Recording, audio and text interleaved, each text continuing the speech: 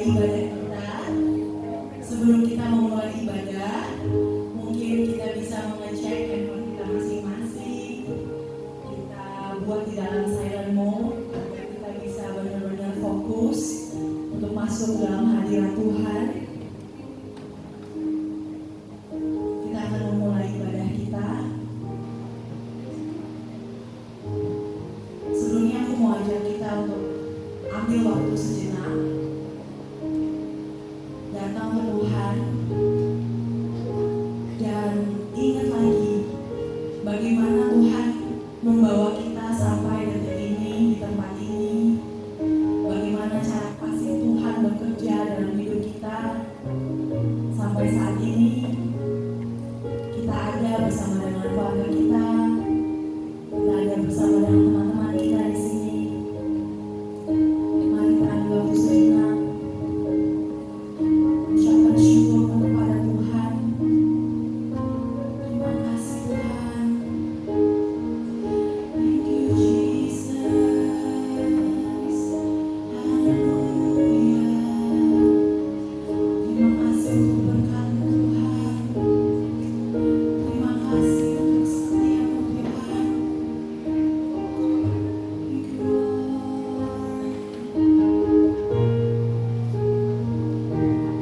Bapa, kami datang ke hadirat-Mu saat ini Tuhan.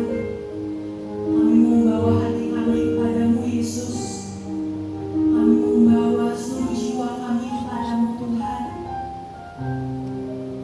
Kami mau mengucap syukur atas setiap perkenanan, atas setiap penyertaan-Mu yang tak pernah habis-habisnya dalam hidup kami Tuhan.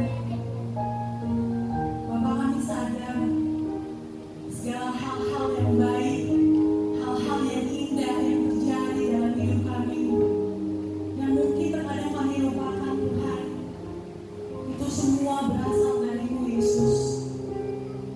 Di pagi hari ini Tuhan, kami mau datang, kami mau memberikan Tuhan persembahan yang paling harum, yang paling indah.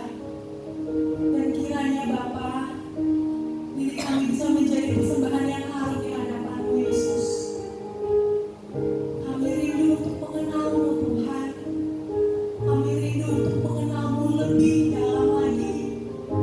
Sebab kami tahu Tuhan, Engkau Allah pribadi yang mengenal isi hati kami Yesus. Bahkan saat hal-hal yang gak bisa kami perkatakan Tuhan, Engkau memahami. Maka sebab itu Yesus, turunlah di tengah-tengah kami. Ya Roh Kudus, hadirat-Mu yang kami rindukan. Penuhi setiap jemaat-Mu, agar saat kami pulang Tuhan, kami bisa merasakan kelegaan yang berasal dari-Mu Tuhan. Terima kasih Yesus. Layakkan setiap kami Bapa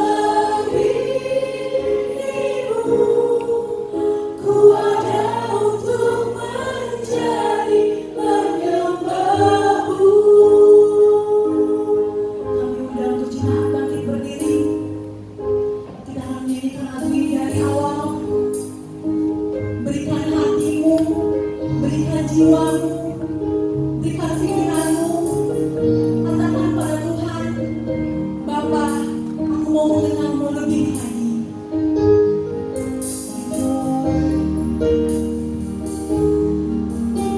Bila ku buka mataku dan lihat wajahmu, kami berkabung Tuhan, ku berkabung.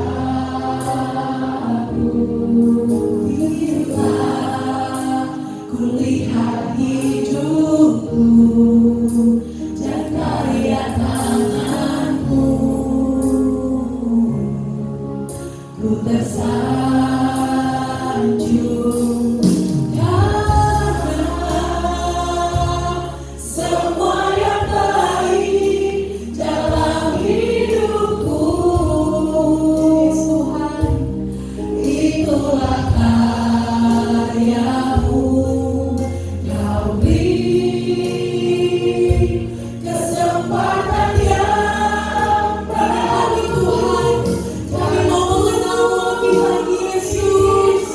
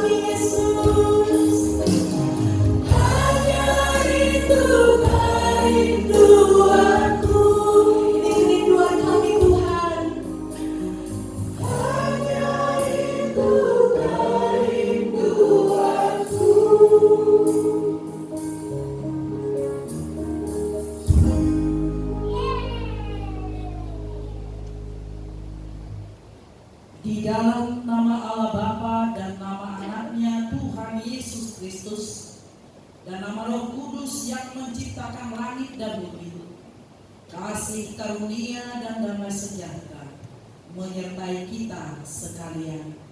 Amin. Mari kita sama-sama berdoa. Ya Yesus Kristus Tuhan kami, hadapkanlah wajah-Mu, berilah kasih karunia dan kehidupan kepada kami. Amin.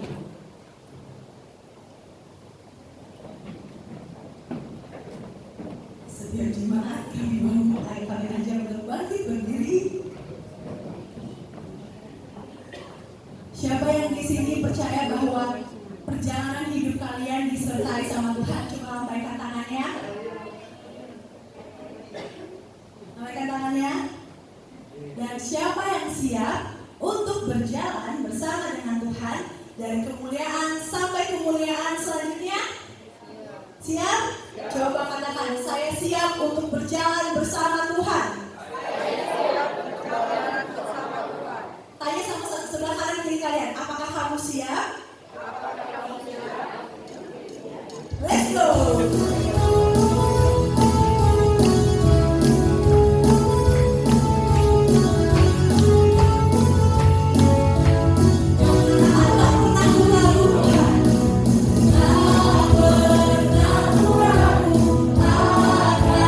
Kesetiaan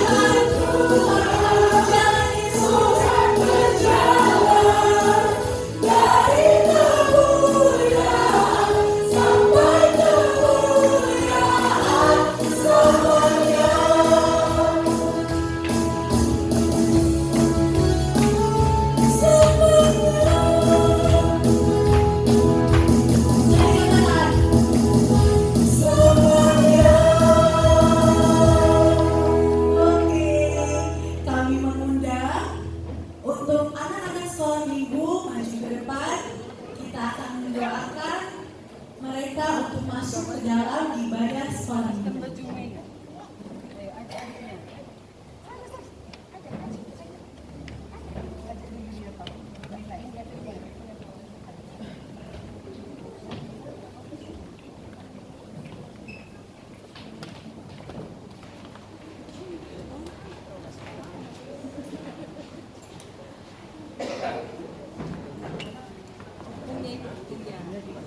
Ikut aja dulu Ina.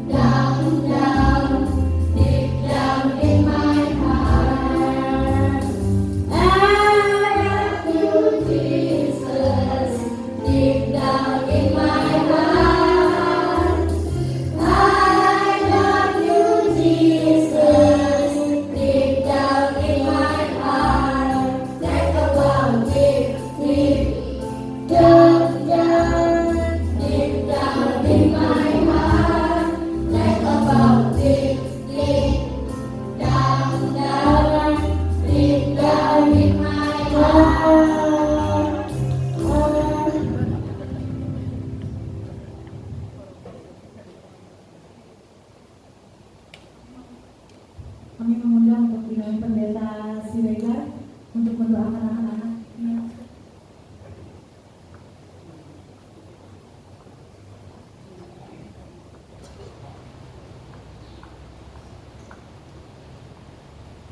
Mari kita berdoa. Puji dan syukur kami hadir di kehadiran-Mu ya Bapa. Pada pagi hari ini kami datang untuk memuji dan memuliakan nama-Mu bersama-sama dengan anak sekolah ini. Yang pada pagi hari ini kami ingin melepaskan mereka untuk kebaktian sekolah minggu ya Bapa. Kiranya Engkau yang melindungi mereka.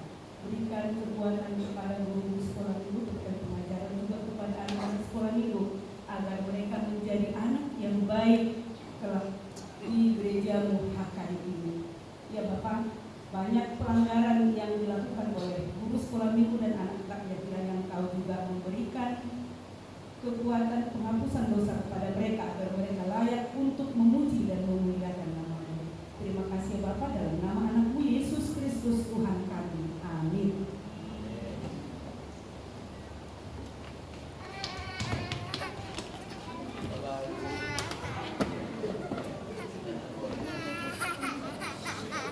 Gendong kan?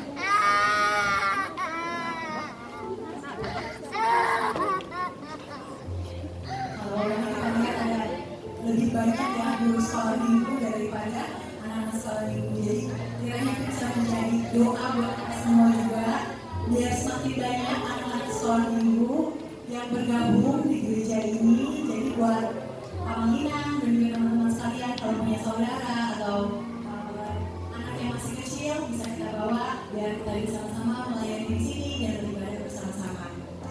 Kita akan masuk ke dalam pengakuan dosa.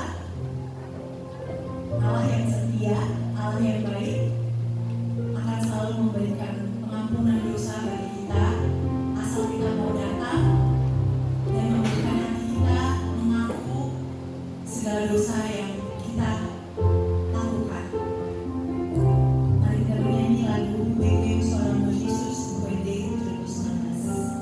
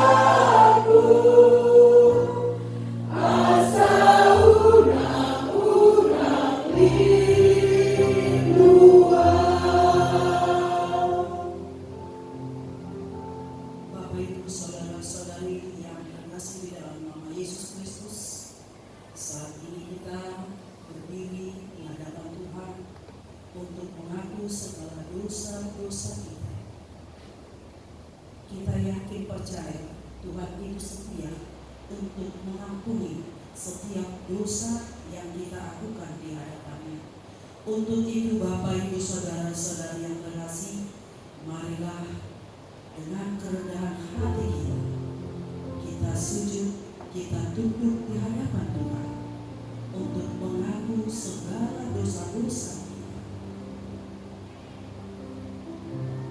Bapak Ibu, sebelum kita berdoa untuk pengakuan dosa-dosa, mari kita kembali angkat pujian kita buat Tuhan.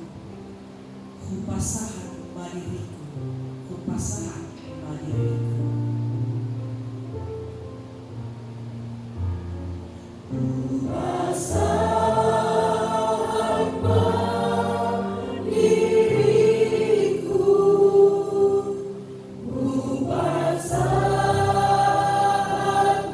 kupasahan badiriku,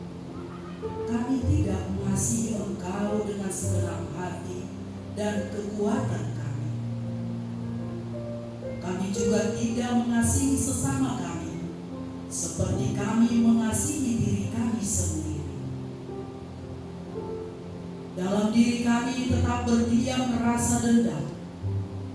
mengintai kesalahan orang lain dan hati yang jahat kepada sesama kami. Kami sering berdusta, melakukan tipu muslihat, tidak memperdulikan kepentingan orang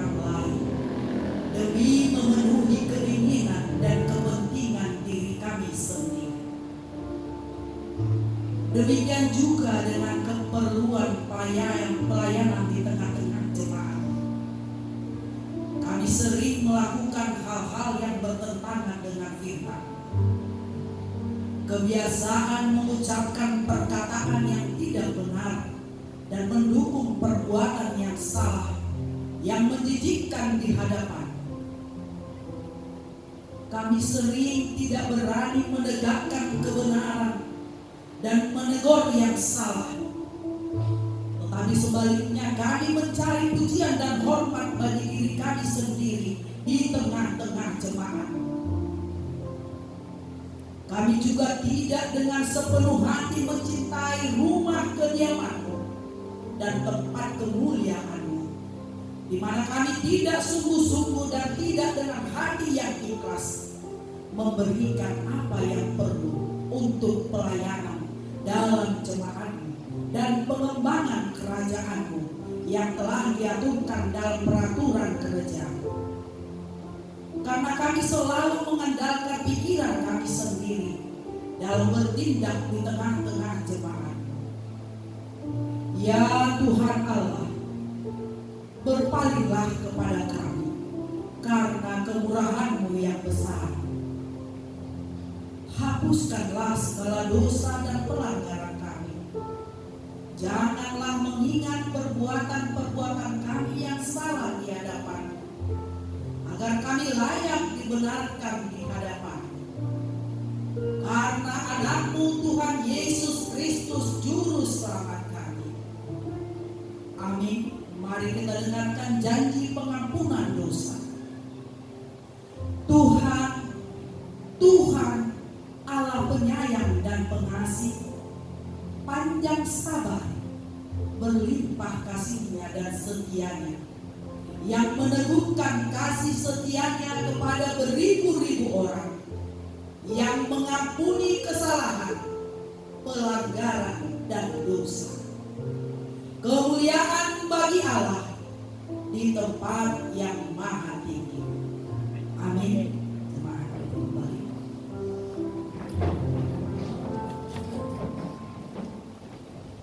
Kita akan mendengarkan kesaksian atau persembahan pujian dari Nadia Sinaga.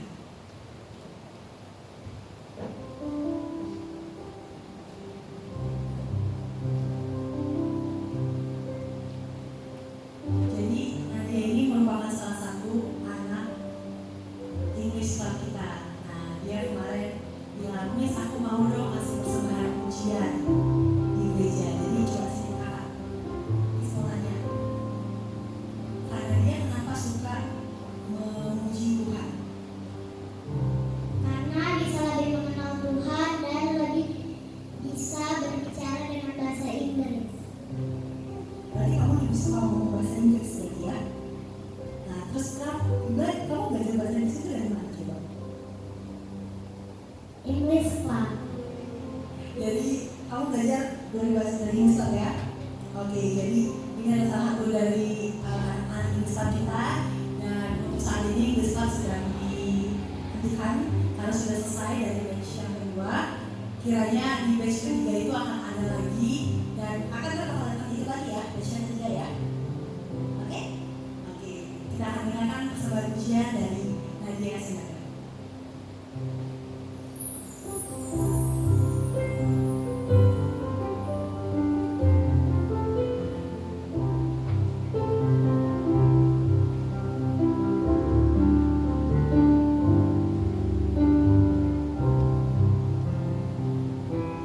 He leadeth me always the touch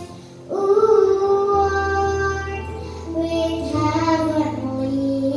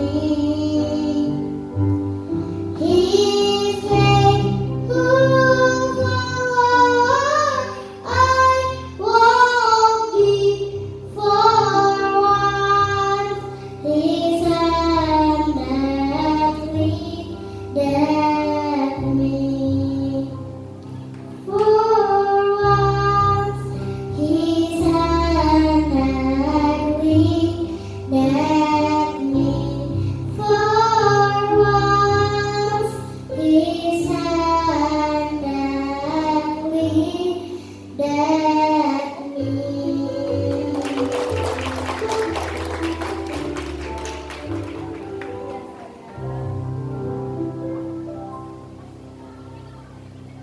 semakin banyak anak-anak yang mau belajar bahasa Inggris dan memberikan persembahan pujian bagi Tuhan.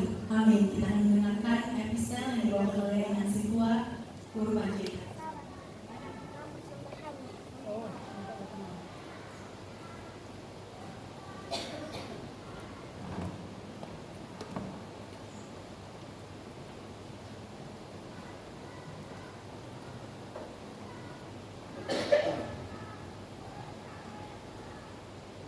Kita sampai ke pembacaan Kristen minggu ini yang tertulis pada Mazmur 139 diawali dengan ayat 1 sampai dengan ayat 6, ditambah ayat 13 sampai dengan ayat 18.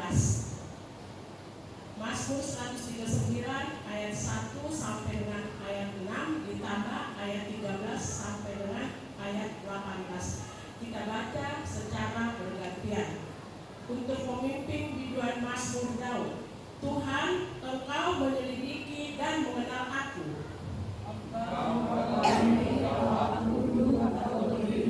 Engkau mengerti pikiranku dari jauh. Engkau memeriksa aku kalau aku berjalan dan berbalik. Segala jalanku Kau maklumi. Kesulitan yang mengeluarkan perkataan, sesungguhnya semuanya telah Kau ketahui ya Tuhan. Dari belakang dan dari depan Engkau mengurung aku, dan Engkau menaruh tanganmu ke atasku. Terlalu ajaib bagiku pengetahuan itu, terlalu tinggi, tidak sanggup aku mencapainya. Sebab Engkaulah yang membentuk buah pinggangku, menenun aku dalam kandungan ibuku. Aku bersyukur kepadamu oleh karena kejadianku dahsyat dan ajaib. Ajaib apa yang Kau buat, dan jiwaku benar-benar menyadarinya.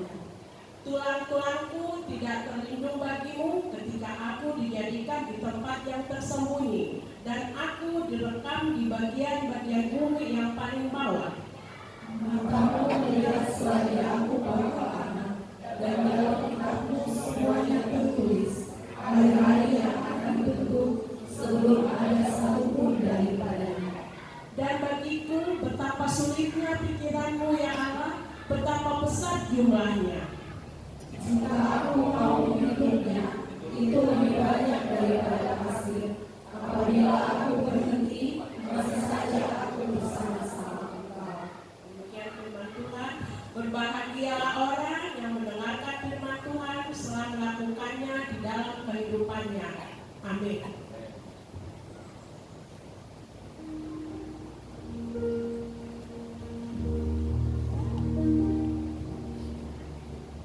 Jemaat kami undang untuk pagi ini.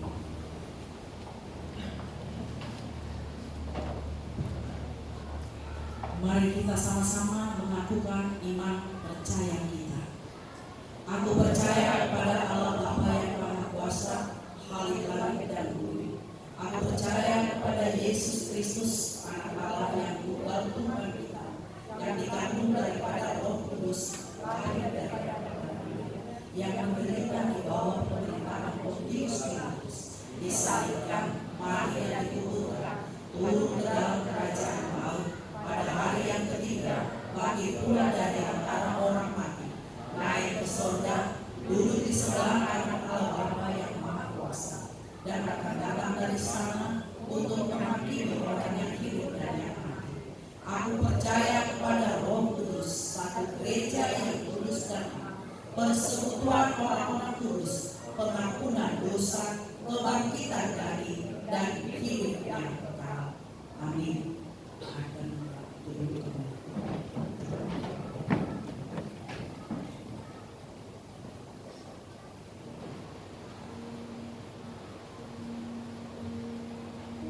Kita akan mendengar firman Tuhan seperti apa yang tertulis di episode tadi. Matamu melihat selagi aku bakal anak, dan dalam kitabmu semuanya tertulis, hari-hari yang akan dibentuk sebelum ada satupun daripadanya. Kita percaya kalau kita mau mempersiapkan hati kita mendengarkan firman Tuhan, Tuhan udah bilang semuanya sudah aku tulis di dalam kitabku.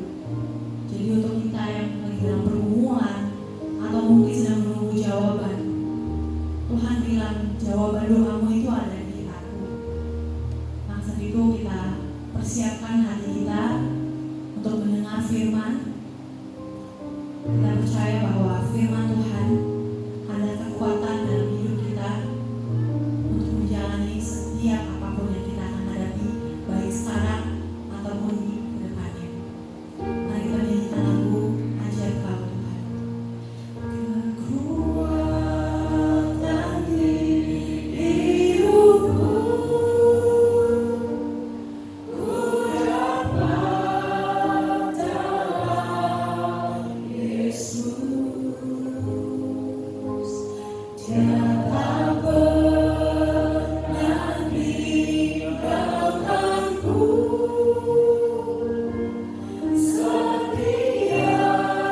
berharap dalam Yesus.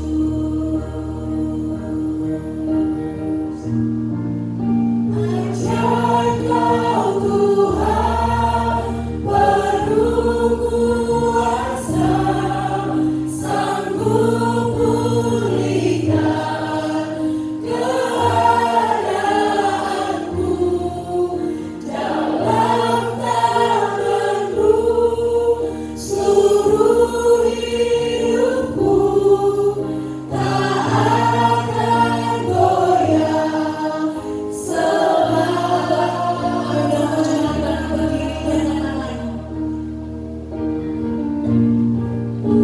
Ajaib Kau Tuhan, penuh kuasa, sanggup pulihkan keadaanku, dalam tangan-Mu seluruh hidupku tak akan goyah selamanya, tak akan goyah selamanya,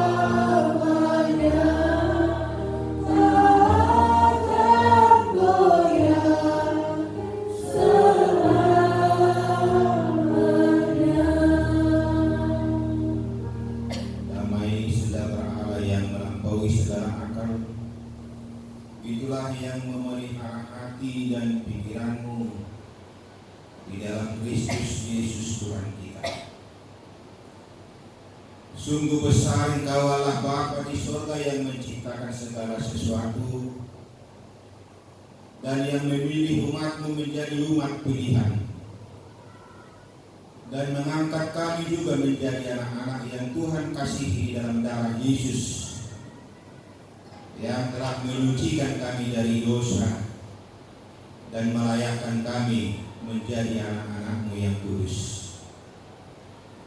Engkau memberikan waktu untuk rindu bagi kami, karena Engkau membuka diri-Mu untuk kami rindui, dan kami ingin bertemu bersama-Mu di dalam firman, di dalam hadirat-Mu, di dalam kehadiran dengan Roh Kudus, supaya kami yang rindu Tuhan dipuaskan dalam kerinduan itu, dalam iman keselamatan, kehidupan kekal yang Tuhan anugerahkan bagi setiap orang percaya. Mampukan kami pada saat ini untuk memperoleh kekuatan baru dengan firman yang akan Tuhan berikan melalui Roh Kudus, sehingga kehidupan kami sungguh-sungguh disucikan demi kemuliaan nama-Mu di dalam Yesus Kristus Tuhan yang hidup. Amin. Silakan duduk kembali. Jemaat yang dikasihi oleh Tuhan kita Yesus Kristus, firman Tuhan yang akan menyapa kita di pertama bulan Juni tahun 2024 atau di bulan terakhir yang di semester pertama 2024 ini yang disaksikan oleh hamba Tuhan Rasul Paulus dengan firman yang disampaikannya kepada jemaat Korintus melalui surat kiriman yang kedua di pasal yang keempat di ayat yang kelima sampai ayat 12. Bila berkenan saya akan bacakan untuk kita semua. Sebab bukan diri kami yang kami beritakan, tetapi Yesus Kristus sebagai Tuhan, dan diri kami sebagai hamba-Mu karena kehendak Yesus. Sebab Allah yang telah berfirman, dari dalam gelap akan terbit terang. Dia juga yang membuat terangnya bercahaya di dalam hati kita, supaya kita beroleh terang dari pengetahuan tentang kemuliaan Allah yang nampak pada wajah Kristus. Tetapi harta ini kami punyai dalam bejana tanah liat, supaya nyata bahwa kekuatan yang berlimpah-limpah itu berasal dari Allah, bukan dari diri kami. Dalam segala hal kami ditindas, namun tidak terjepit. Kami habis akal, namun tidak putus asa. Kami dianiaya, namun tidak ditinggalkan sendirian. Kami dihempaskan, namun tidak binasa. Kami senantiasa membawa kematian Yesus di dalam tubuh kami, supaya kehidupan Yesus juga menjadi nyata di dalam tubuh kami. Sebab kami yang masih hidup ini terus-menerus diserahkan kepada maut karena Yesus, supaya juga hidup Yesus menjadi nyata di dalam tubuh kami yang fana ini. Maka demikianlah maut giat di dalam diri kami, dan hidup giat di dalam kami. Ya Tuhan, firman-Mu pelita bagi kakiku dan terang bagi jalanku. Amin. Jemaat yang dikasihi oleh Tuhan kita Yesus Kristus,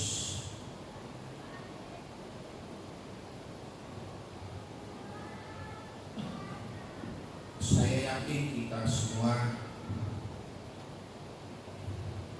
pernah dengar nama Raden Ajeng Kartini.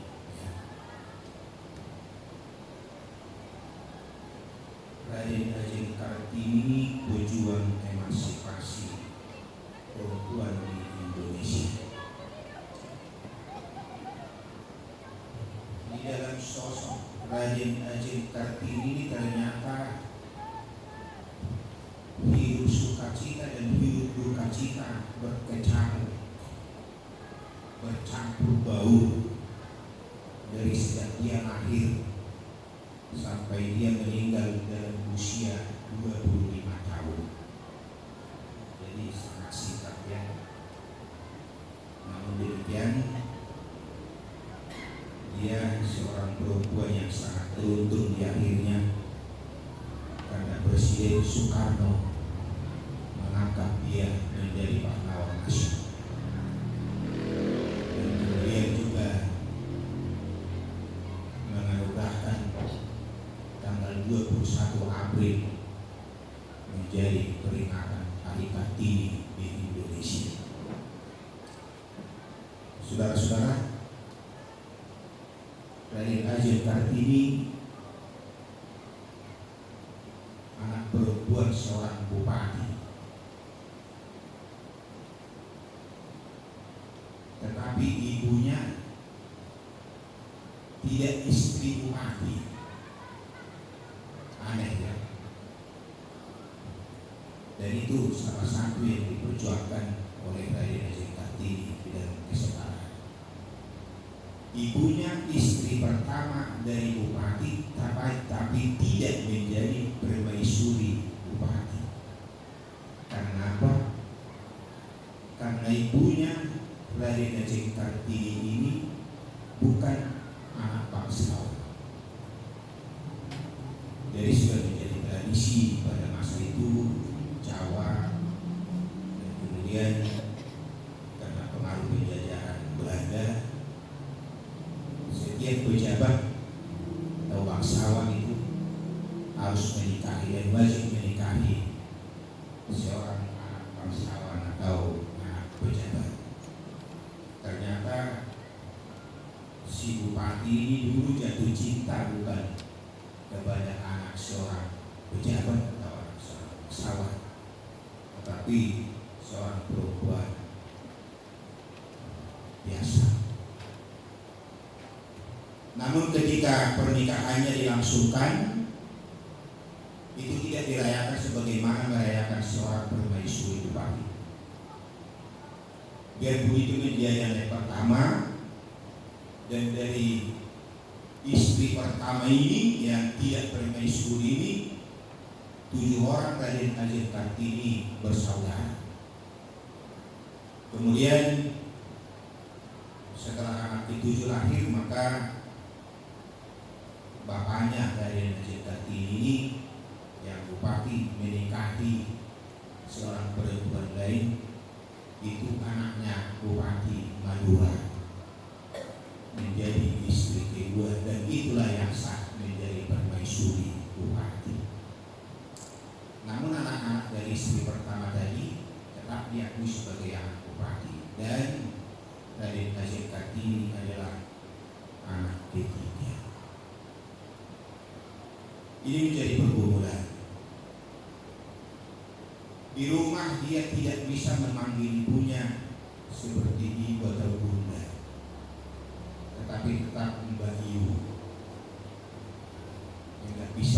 Yang bisa dipanggil ibu atau bunda adalah istri kedua. Demikian pergumulan itu. Selaku anak bupati, dia wajib disekolahkan di sekolah yang terbaik, karena itu dia sekolah di sekolah Belanda. Maka dari si Nadia tadi namanya yang lulus Nadia, maka seperti Nadia dari kecil dia sudah fasih bahasa Belanda, dan dia juga punya teman-teman banyak anak-anak Belanda. Dari usia 11 tahun dia sudah jalin komunikasi surat menyurat dengan sahabat-sahabatnya yang dulu murid-murid di sekolah Belanda di Jakarta, di Batavia, di mana-mana, dan sudah kembali ke Belanda. Mereka selalu tukar-menukar pengalaman. Nah, dari semua surat yang dituliskan oleh Raden Ajeng Kartini, intinya pergumulannya adalah selalu status perempuan di Indonesia. Dari semua surat-surat, dan pergumulan itu selalu dia doakan dengan kepercayaannya, bagaimana satu saat perempuan Indonesia akan sama statusnya seperti perempuan Belanda. Setelah dia berumur 23 tahun, dia menikah dengan seorang bupati dan menjadi istri ketiga. Nah, ini jadi penderitaan juga. Dia diwajibkan untuk menikah karena yang melamarnya adalah seorang bupati. Lalu dia buat persyaratan, saya akan mau menikah, tapi dengan syarat saya akan tetap berjuang bahwa perempuan di Indonesia ini akan setara dengan laki-laki dan tidak boleh dihambat oleh siapapun. Setuju katanya pada calon istri suami, ditandatangani, setuju. Kemudian yang kedua, di dalam pernikahan saya tidak boleh seperti pernikahan yang sebelumnya. 12 orang perempuan akan duduk jongkok berjalan sampai di tempat pelaminan mengantar pengantin perempuan. Tidak boleh. Jadi saya akan dihantar dengan baik, berdiri dengan baik, berjalan dengan baik oleh 12 anak-anak gadis yang saya pilih. Setuju? Tanda tangani. Kemudian yang ketiga, tidak ada perempuan atau anak gadis yang boleh mencium kaki pengantin tradisinya pada waktu itu apalagi anak-anak bangsawan yang menikah, ya. Jadi tidak boleh anggap biasa saja. Tidak ada hamba, tidak ada yang diperbudak di dalam pernikahan saya, dan itu disetujui. Akhirnya jadilah pernikahan. Saudara-saudara, dia hamil, dia melahirkan, tetapi 4 hari setelah melahirkan dia meninggal. Jadi dia meninggal itu pada usia 25 tahun. Tapi dari sejak dia usia 11 tahun, surat-suratnya kepada sahabat-sahabatnya di Belanda itu kalau dikumpul sudah ada sampai 250 surat. Dan satu inti di dalamnya adalah kesetaraan perempuan dan laki-laki. Ada seorang sahabatnya laki-laki yang namanya Jacques Henry. Dia tertarik dengan surat-surat dari Najib Kartini, dan dia dicoba dan dikumpulkannya semua surat-surat, disatukan menjadi satu buku. Dibuatnya lah namanya Garis Gelap Terbitlah Terang. Let the light shine out of the darkness. Garis Gelap Terbitlah Terang. Jadi yang buat judul buku itu adalah saudara Henry ini, yang adalah seorang Kristen, dan seorang Kristen yang rajin baca Alkitab, dan dia sangat tertarik dengan 2 Korintus 4. Dan karena ada satu poin di situ, dari dalamnya akan terbit terang, maka itulah yang diangkatnya menjadi nama buku dari Najib Kartini. Setelah 8 tahun dari Najib Kartini meninggal, bukunya sudah terbit, maka seorang tokoh politik di Belanda yang bernama Conor Theodor membaca semua surat-surat ini, membaca buku dari Najib Kartini, maka dia tampil di depan mengesahkan dan mempublikasikan buku Garis Gelap Terbitlah Terang. Dan untuk mengesahkan itu, dia mendirikan satu sekolah di tempatnya Raden Najib Kartini, dan dibuat itu namanya Raden Najib Kartini. Itulah sekolah Kartini yang pertama yang dibangun tahun 2012 untuk memonumenkan nama Raden Najib Kartini sebagai pejuang hak-hak perempuan. Banyak yang dia alami selama dia dalam pergumulan status sebagai perempuan, sampai dia mengakhiri hidupnya dalam usia 25 tahun, dan kemudian diwariskan kepada generasi perempuan Indonesia dari generasi ke generasi. Nah, kita melihat dari perjuangan dari Raden Kartini ini bahwa dia bisa bersyarat kepada suaminya demi perjuangan yang lebih baik. Beda tentunya dengan perjuangan Sisinga Maharaja untuk membebaskan tanah Batak dari penjajahan Belanda, karena itu adalah secara lokal.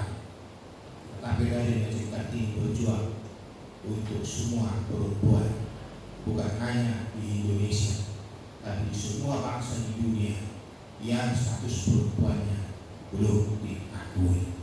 Karena itu tidak ada keraguan bagi Presiden Soekarno tahun 1964 untuk mengangkat Raden Najib Kartini menjadi pahlawan nasional. Kepada ibu-ibu sekalian secara khusus, kalian diperjuangkan di negeri ini oleh seorang Raden Najib Kartini, supaya mempunyai hak yang sama dengan pria dengan laki-laki. Puji Tuhan kita sudah mengalami, Presiden juga sudah pernah perempuan, dan sekarang Ketua DPR itu perempuan, dan banyak perempuan-perempuan yang berkarir lagi di posisi-posisi yang berbeda, dan itu adalah berkat perjuangan dari seorang perempuan dan bukan perjuangan dari seorang laki-laki. Kalau Kartini mampu mengatakan kepada suaminya harus seperti ini, harus seperti ini, maka kalian juga para wanita, para istri harus berani bilang kepada suaminya harus begini atau tidak begini. Kalau memang itu untuk demi perbaikan dan demi kebenaran, harus berani mengatakan itu. Jangan seperti ibu-ibu di kampung dan dia mereka mandi bahwa masalah mau orang ini mau menentukan orang ini menentukan itu aja mau dan minggu depan dia dari dia ke gereja udah pikir aja nah bos saya katanya kan lo adalah itu aja lah kau harus berani bilang kalau tidak ikut ke gereja sekarang nanti nasi tidak kumakan tuh tidak kumasak harus bisa begitu kan tidak kumasak atau